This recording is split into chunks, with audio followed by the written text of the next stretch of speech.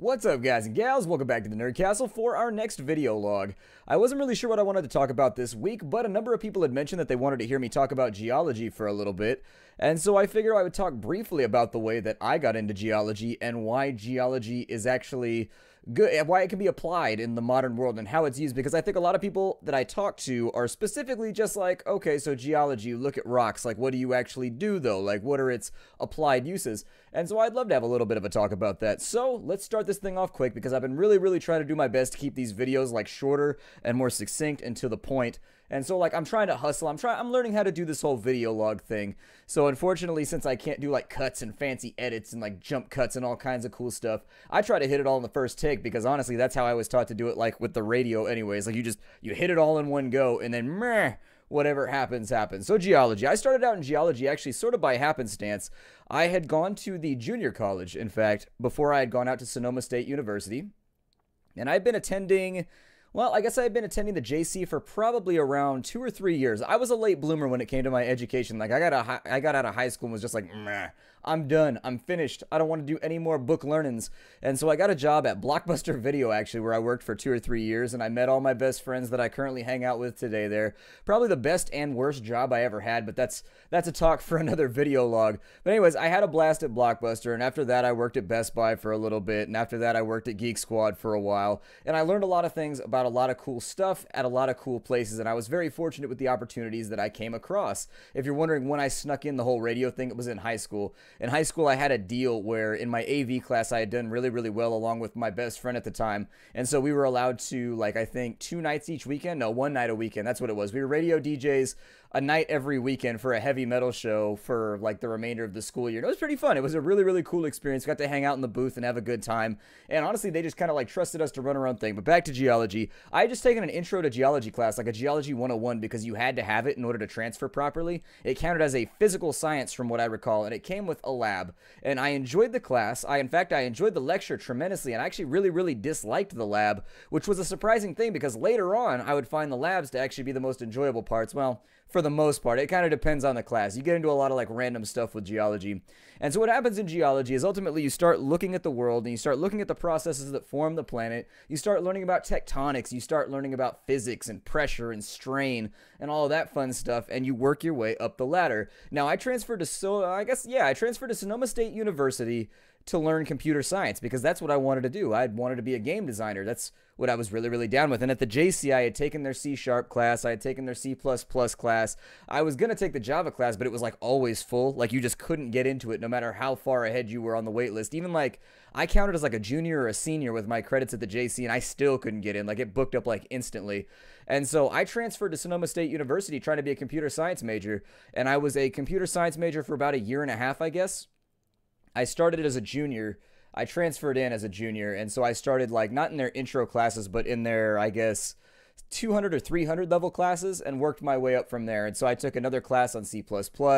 I took an advanced class on C++. I took a class that specifically focused only on Emacs as an editor. I focused on stuff that did things with VI and, you know, a bunch of random, I programmed in Linux for a little while. I did a whole bunch of like random stuff when I was out there, but ultimately what ended up happening is I hit a roadblock in my collegiate career where I just couldn't seem to get past it. Like I was decent at programming, but I've never been an innovator. If you've ever watched The Italian Job, the bad guy in that, Mark Wahlberg, says that he's too defensive and he always thinks on the defensive. That's how I am. I'm very much a turtler, and I have problems with adaptation and going on the offense and like attacking a problem. If I can be the guy to like bug hunt somebody else's software and do things like that, I'm really good at it. But when you give me a problem and you're like, all right, so you've got 48 hours to fix this, I sit there and I stress out and I collapse under the weight of it all, and it's just like, like I get it like halfway solved, but I hyper focus. With programming, you have to be like really, I found anyways, with programming, the people that I knew that did it were very amorphous. They were able to like switch their mindset very quickly to match the problem that they were going after. And what this meant is that they usually had like a lot of bugs in a lot of random different areas, but when they hit a major bug, they would jump to something else and just keep on working, and they'll be like, oh, I'll come back in a couple weeks and I'll get it later. I, on the other hand, I hyper focus. I can't sleep and I can't think properly while that one bug like remains in that spot. Like I have to fix it. It's just part of being me. Like I can't focus on anything else until I fix that problem right there. And ultimately it ended up sabotaging me. I came across a teacher that just totally disagreed with my way of, or disagreed Disagrade sounds like a product that you could use to like make your hair less gray once you get older. Like Touch a Gray, you've also got Disagray. It gets rid of the gray on the sides. Anyways, so I disagreed with my teacher tremendously, and she hated my thought process, and she was kind of like really trying to like force me to change it by kind of like pushing me into the deep end of the pool with like a brick around my neck, and it just ended up not working. And so I dropped out for, I guess, a semester. I dropped out, and I was really, really depressed and upset about it because making games is what I wanted to do. Ultimately, actually, though, I don't really think you need to go to college to learn how to program. Some of the best programmers I have met my entire life are working for Asus and other companies like that, and they've never stepped foot in anything other than a high school class. So honestly, I think that it's really one of those things that you're only limited by your talent and your potential and your work ethic. So anyways, with programming, I found that that wasn't for me, at least not in college. I may revisit it someday. I still have all my manuals. I still have, like my A+ and my Network Plus and all that stuff from back when I used to work in IT. I went into IT before I went to college, but anyways, nonetheless, unimportant to the story. Unimportant right now. So anyways, that was my dream. That was like the big thing that I wanted to do. And when that fell apart, I had about 3 months before, because I guess I sort of dropped out halfway through the fall semester. And so I had maybe 3 months to kind of like reappraise and decide if I wanted to go back to school, if I wanted to cut my losses after a year and a half and just like take the student debt and just be like done with it and go back into IT and start working on, my MCSE and some of that other stuff, because I had already done like certs and things of that nature through the mentorship of one of my friends who was really, really sort of like a savant at these sorts of things. I've talked about him in a couple of my streams, and he wasn't the most social person, but damn, did he know his way around just about anything that has to do with a PC or a laptop or anything else you throw in front of him. The guy was brilliant. When it came to Windows, it was just like the guy moved through Windows like he was a wizard, and he's the same guy that I said he's never had any formal schooling at all. He just hangs out on tech forums 24 hours a day and just like, I suppose his brain is just like a sponge for anything related to tech. He can solder, he can fix anything, like PCB boards, you name it. And so anyways, I forgot where I was going with all this. But anyways, my dream ended right there. Like, at least momentarily, it had to be put on hiatus. It is what it is. Like, I just realize I'm not getting past this class. I can keep banging my head against it, but it was a required class to go to the next tier of classes as a senior. And so I was sort of stuck as a junior until I could do it. And I could only take like that one class. Like all of my other units were filled. And so I thought about it and I said, you know what? I really, really like that geology class that I took. In my first semester at Sonoma State University, I took a mineralogy class. And I really, really, really enjoyed it. Like, once I got into the chemical aspects of geology, where chemistry and geology smack into each other, I was hooked. So from then on, I was just obsessed with crystallization. I really enjoyed crystallography, microscopy. Just about anything that got me in the lab looking down a microscope was always something that I really liked. Diagenesis, which is essentially just sort of like diagnosing what a rock is. You take it, you cut it into little tiny thin sections, and you look down a microscope while bouncing different colors of light and different types of light through it. And you can tell by the way that it refracts in different like patterns and in different colors. It's called pleochroism.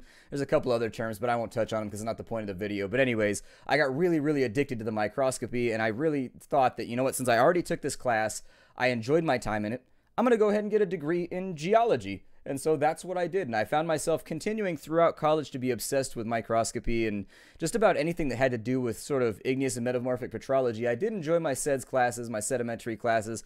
My metamorphic classes were cool, but metamorphic can be formed, it can be folded into igneous and metamorphic petrology because it's an igneous process of pressure and heat that causes metamorphism to happen. Honestly, there's a lot of people that argue over who has full domain in geology over metamorphic rocks, but it's us igneous guys. Don't let anybody, don't let the geophysicists fool you. Don't let the structural geologists fool you. It's us. It's all us. So anyways, that's how I got into geology. I graduated right around the time the channel started to take off. In fact, it landed just perfectly where I finished college and the YouTube channel had taken off by that point. And so I had like this option where I could go out and I could mudlog, which is like the first job that every geologist does when they get out of college. Mudlogging is essentially you go out for an oil company or for an iron mining company or for like a sulfur mining company or whatever they're doing, and you bore down into the ground and it brings out a big long cylindrical tube full of mud, and you analyze that mud for fossils and anything else that'll help you indicate as to whether or not you're getting near certain veins or getting near oil sources or anything else like that. And this is like universally accepted as the first job that every geologist that's going into industry does. I have a friend that went into it, luckily, like a year before I did. He graduated a year before I did, and he's been telling me stories about how much he hates living out in the ass end of Nevada. Like, seriously, he lives in like a suburb built out in the middle of the desert where only geologists live. Like, there's like 200, 400 people that live there that are all associated with the mine that he works at or whatever, and he just absolutely hates it. Like, he makes a lot of money, but he said he's away from his family, he's away from his friends, he's bored out of his mind because you're out in the middle of the desert, and the closest thing you can get to is like an hour and a half away. And so ultimately it kind of scared me off from going into mud logging for a little bit. Academia, I'd always be interested in getting back into the old academia. I'd love to get a master's degree or a PhD someday and just become like a geology teacher, because I'd love to get back into the collegiate system and do more research, and it's one of the few places where you can get your eyes down a microscope consistently. Still, that's how I got into it, and that's where it ended up. As for the applications of geology, if you're interested in pursuing a career in geology, you should know that it's going to branch into a couple of different paths, and it's really going to depend on the offerings that the school you go to is able to put in your lap.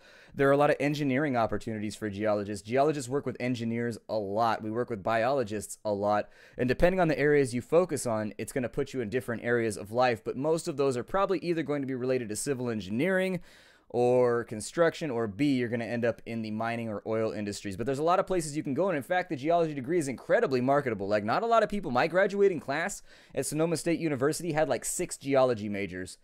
Compare that to other classes like sociology that had like 300, 400, 500, 700.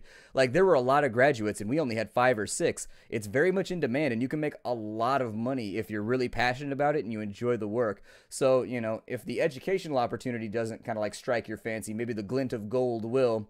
So anyways, what can you do with a geology degree? Well, there's a couple of different ways to look at this. First and foremost, there's different aspects of geology you can study. There's sedimentology, there's igneous and metamorphic petrology, there's structural geology, there's going to be sort of like mining engineering geology, geophysics. There's a lot of different areas you can go into. Like geochemistry, very, very cool field where you can end up in, where you can do some very, very high paying things. And all of those fields are going to land you in different spots. Paleontology is additionally a sub-branch. So if you're into the dinos or you're into ancient bugs or ancient whatever, paleontology is firmly underneath our umbrella. So I took multiple paleontology classes while I was in college, and I really, really enjoyed them. They were a lot of fun. The actual labs were kind of boring, where you sat around just like memorizing things the entire time, and then you would go in for tests, and it would just be like thousands of specimens laid out, and you had to be like, this looks like Olanellus clarki. Yes, indeed. I'll sit you over there, Olanellus clarki, and that was basically it. Anybody that's done like archaeology or anybody that's done anthropology will tell you it's the same thing. Like, anthropologists sit around all day looking at monkey skulls and teeth and having to identify those. And, you know, it is what it is. You've got to learn that way. Otherwise, for a geologist, fossils are actually super, super, super important. Finding stromatolites in a location versus finding, you know, various other things, it's going to indicate what's inside that soil deeper down. It can help you figure out what might be lying beneath. But anyways, if you're into igneous and metamorphic petrology, you're probably going to end up in either the gold industry, you're going to end up in precious metals, semi-precious metals, simply based on the fact that your experience right there in the field as an igneous and metamorphic petrologist is going to lend you to being able to read land and see what rocks are around and figure out what extra things are going to be available based on the chemical constituents you see inside of that rock when you put it under a microscope. Now, fieldwork is going to be a part of every geology class. It just is. If you don't do field work, you can't be a geologist. So if you don't enjoy hiking huge distances,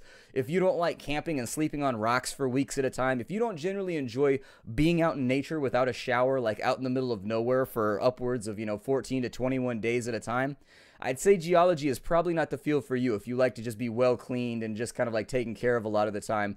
It's definitely, that's one of the things I liked about it, is growing up in like sort of like the suburbs, like it got me outside my comfort zone. I went on my first field trip and I was like, oh my God, how am I going to go 2 weeks without showering? How am I going to go 2 weeks without sleeping on a bed? How am I going to go 2 weeks just laying in a tent, out in the elements? It's not necessarily always nice out. I've camped in 17-degree weather. I've camped in 115-degree weather.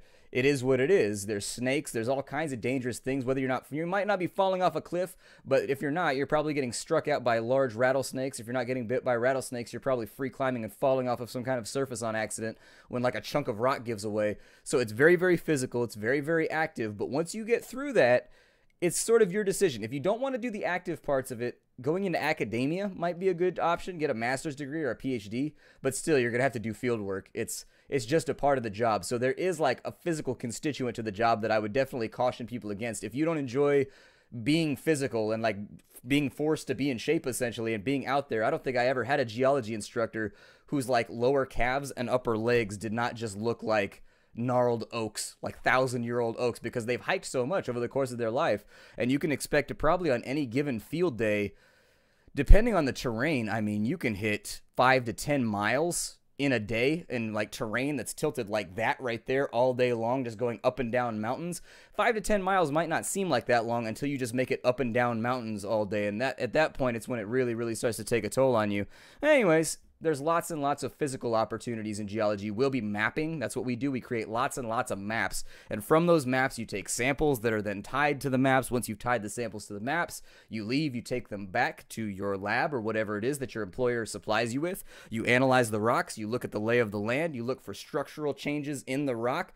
You see certain things out in the field like faults, which are great cracks in the upper crust. You'll find like faults, which are, that's all they are. They're just fractures in the crust that move different ways. Some slide past each other, some slide up and down. It just sort of depends. And when you find these things, you learn to look at the topography of the land, and you'll say, well, we've got that going on over there. We've got that going on over there. We've got this bed line running over here, which has this, this, and this contained within. From that, I think our best option of finding X mineral is going over here and putting down a drill line, or at least laying down some dynamite and blowing a chunk out of the hillside just to see what pops out. And that's going to be a large part of what every geologist does. If you're into sedimentary stuff, you're probably going to end up in oceanography. You may end up in seafloor mapping. You're probably still going to end up in the oil industry. You may end up doing conservation with sedimentology or hydrology, which is another field of geology. If you're into structural geology or geophysics, you can definitely cross-pollinate with geology. It's a really, really cool science like that, where at the end of the day, I've always described geology as like the bard of science. You have to take a little bit of everything, from engineering to physics to biology, just to get in the door with geology. You've got to be very, very well-rounded scientifically, and I enjoy that about it. I find that to be a very, very interesting aspect of it, and you can specialize to do whatever you want once you go into that field. So let's say that you really, really, really like the geophysics aspect of it. Okay, there are specific schools in the United States, and I'm assuming also in Europe and South America, and like just everywhere, I guess. Actually, I suppose I should just list everywhere. There are schools around that will focus on these individual aspects. There are schools in the United States that you do want to go to if you're into igneous. There are schools you definitely want to go to if you're into geophysics. There are schools you really, really want to go to if you're into geochemistry, and they can help you hone your geological skills and also bring on those skill sets from other fields as well, so that you can get exactly the job that you want. And so ultimately, that's geology right there. It's not necessarily looking at pretty crystals all day. You're going to be looking down a lot of microscopes. You're going to be hiking a lot. You're going to be learning to use that compass, whether a Brunton, a Freiberger, whatever it is you prefer. You're going to know your way around a compass. You're going to know your way around a topographic map by the time you get out. A lot of geologists go into the military because our experience with topographic maps lends us to various things in there.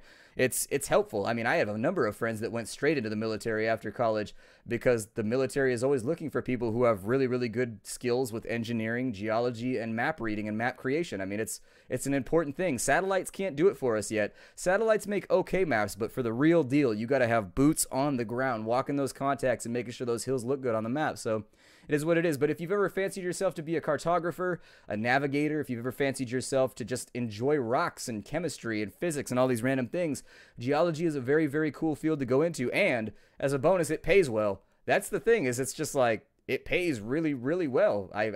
You can say that about some fields, and you can't say that about others unless you find a specific spot to be, but geology is definitely a lucrative place to be. So that's going to do our talk for geology today. Let's do a couple minutes worth of our, let's see here.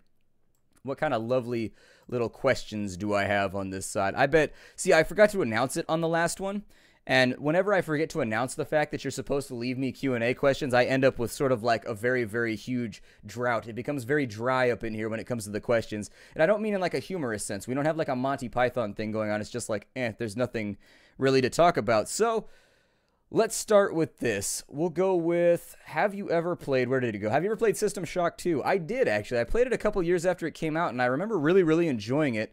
I have it on a disc around here somewhere. I moved. I don't know if I still have it, but I had a disc that was a System Shock disc, and I had written the key on the inside of it. I bought it back in the day, but I can't find it around. I have the same problem with my VTM Masquerade box. It's around here somewhere, and I've always wanted to play it, but I just haven't gotten around to it. Let's see here. Let's find ourselves another question. Well, actually, it doesn't actually look like we have very many today. This might be very, very... where do you read your questions from? That's actually a pretty decent question. I read the questions from the video from the preceding week. If there's nothing there, I go to the week before that. Unfortunately, the situation that I'm in right now is that last week's video didn't get a lot of questions, and the one before that was the abuse video, which had like no questions at all because I wanted to keep it like on point. And so I actually milked the hell out of the one from 2 weeks ago or 3 weeks ago. So that's where I get my questions from. Additionally, if you just want to mail them to me, that's perfectly fine. Like my Gmail has actually not had a lot coming through lately. So I don't know. If you want to send them there, that's how you'll get it going. Let's see here. What did you get your girlfriend for Valentine's Day? I got her a Claddagh ring, actually, which is sort of like, it's an Irish ring, I guess. It's got a heart with like 2 hands and a crown on top. Her entire family is like Philadelphia Irish, and she had one, and she broke it, I guess, while she was doing, I don't remember how she broke it. She broke it doing a chore or something like that, and she was really, really upset about the fact that it was broken, and so I got her another one. Essentially, it's sort of like a promise ring, I guess. I don't know. I'm not really so in tune with like what the whole thing means. Like, she can tell you what it means, though. She's like really, really, really into it because of her family heritage. What does hi-do mean? This has already been answered, but actually I get this quest off. I get this quest off. It's a quest. It's a quest for me to answer what hi-do means. Does it pay well? Does it give us a lot of gold? What about XP? How much XP do we get? Do we get some bitchin' blue items?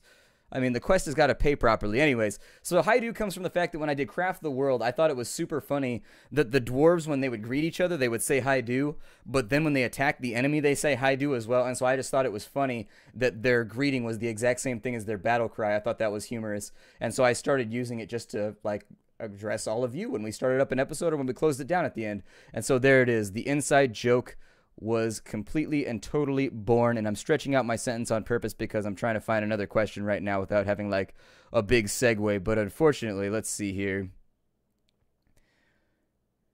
How about you play Nosgoth or Dota or maybe some indie game with interesting gameplay?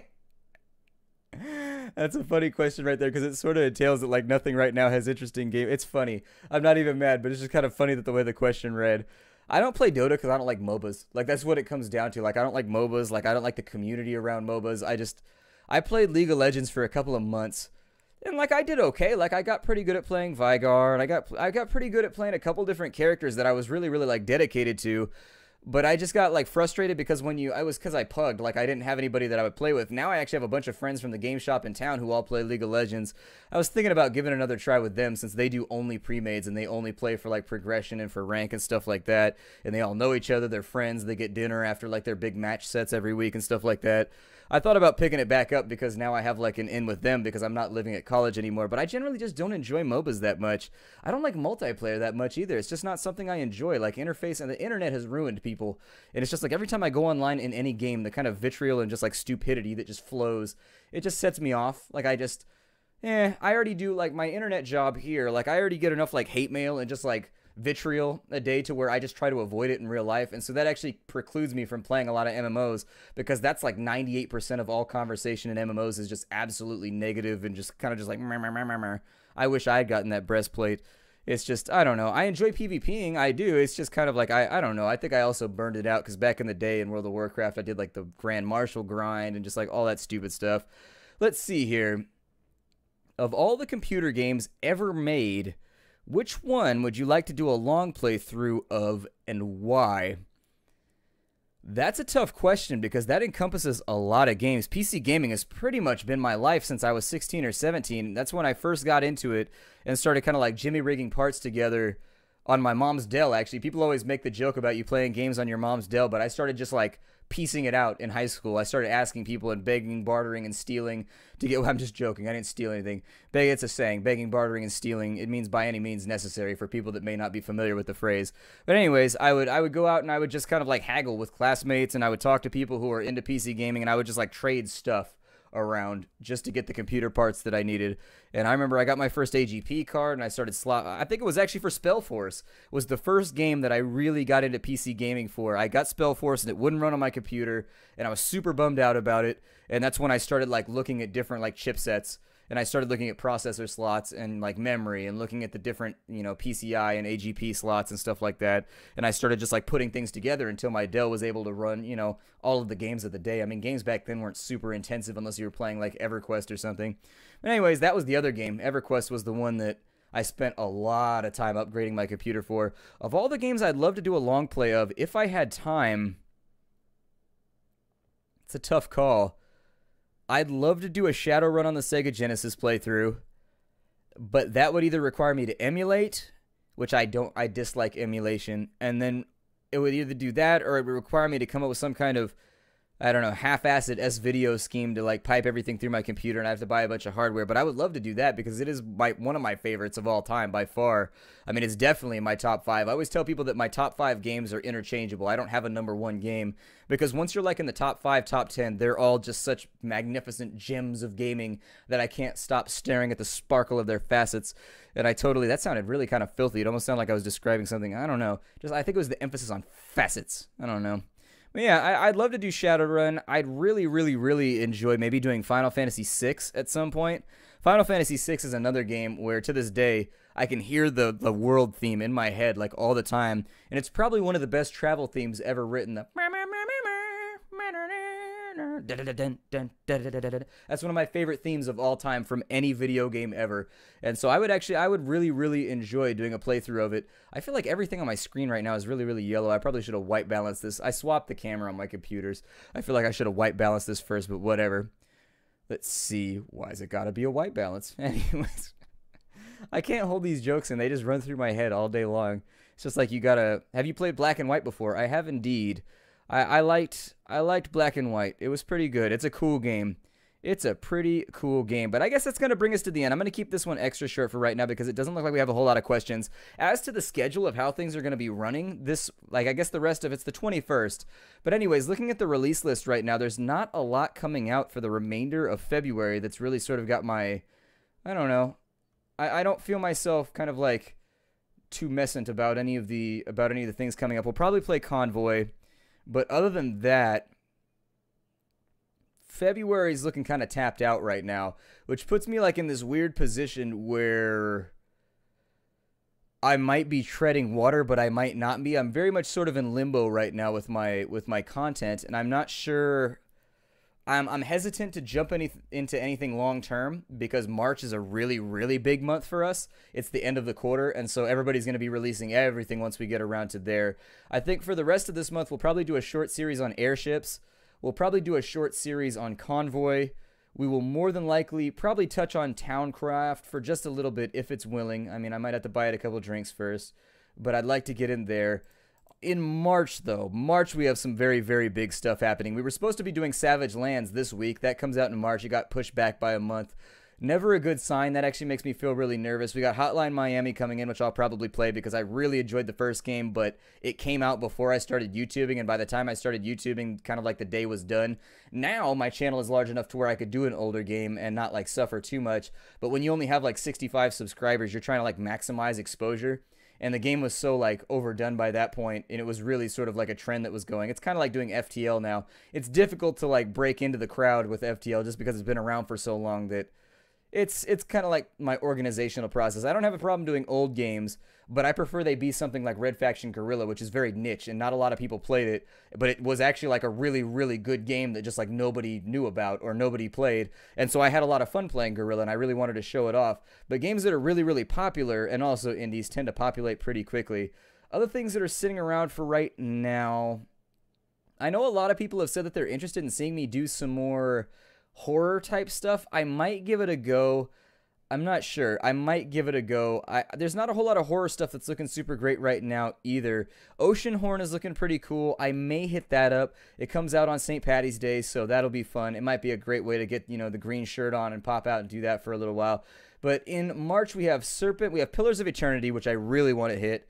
We have Serpent in the Staglands, as far as I remember, which I really wanted to hit. And so, as you can see, there's already like 5 or 6 games in March that are like really sort of jumping out at me right now. Obviously, the lists get updated as weeks go along and new things get added and interjected. So I'll keep you all appraised. But for right now, just know that I'm kind of hesitant about starting. If I do, it's going to be Project Zomboid probably. I was waiting for the applause, but then I realized this is going to be it's going to be put up later. I know that I've probably got a few fans still that remember the Project Zomboid series, and I probably should have stayed on top of it a little bit more, but after my save got deleted, my heart was broken, and I just couldn't go any further. Additionally, I burned out a little bit. But anyways, we'll probably do an extended series. I'd like to have it replace Dead State, Just personally, that's what I would like to have it do, but I can't promise that's what's going to occur. My estimation is that if we don't start hitting main storyline quests pretty soon with Dying Light, we're going to be inside that to like 80, 100 episodes, which I'd prefer to avoid. Dead State is probably going to go to at least 70 or 80 from what I understand on the playtime and from what I've seen other people doing. So we'll see how it goes. I'm going to try and not like rush those series out, but I definitely would like to keep them kind of like middle length, since if they run too long, it blocks me out of doing other series, which is unfortunate. Neo Scavenger's done, which buys us a little bit of space. Subnautica will be done this week, which buys us a little bit of space. We run out of content. So it is what it is. The game is good, but it's only got so much content. We are going to have holes in the schedule. I'm going to debate what I want to play. It might be Project Zomboid. It might be RimWorld. It might be, I don't know. I very much don't have much. I'm trying to keep it sort of like fluid right now and figure out what it is that I want to do before I sort of dedicate. So anyways, hi to everybody. I hope you enjoyed this video log. Take from it what you will. I hope you enjoyed our little talk about my history in geology and how I got into it. And from that video, I hope you take that my dreams were like shattered when I had to drop out of computer science. Like I was broken for like a month, 2 months, just like, Like all I did was like smoke weed, get drunk, and like sit in my house playing video games, just being upset. I was like in a #1 world rating guild for Rift, the MMO. Like that's how I passed my time when I got depressed. It is what it is. So anyways, just be aware that you can recover from situations like that. Bad things happen. You got to roll with them, and don't sabotage yourself like I did by wasting months and months and months that could have better been spent on something productive. Anyways, I'll see y'all next week. Hi to everybody. Leave me your questions for Q&A down below. If you have video log ideas, things you want me to talk about, feel free to drop those below as well. I'm always trying to like dip my finger into public knowledge to figure out what it is that I want to do with the next week's episode. I should be careful about dipping fingers in random places, though. It seems like a good way to end up in handcuffs. I'll see y'all later. Hi to everybody.